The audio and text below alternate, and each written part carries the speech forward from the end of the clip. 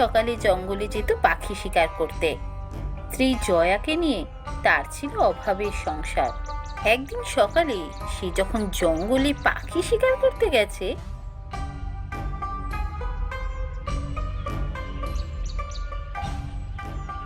কে যে হলো, আজ একটা পাখিও শিকার করতে পারলাম না। আজ যে কার মুখ দেখে ঘুম থেকে উঠেছিলাম জানি না বাবা।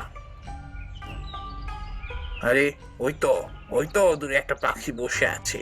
ওই পাখিটাকেই আজ মারবো। কিন্তু পাখিটা কেমন যেন অদ্ভুত দেখতে। পাখিটাকে দেখে বড্ড মায়া হচ্ছে, মারতে ইচ্ছা করছে না।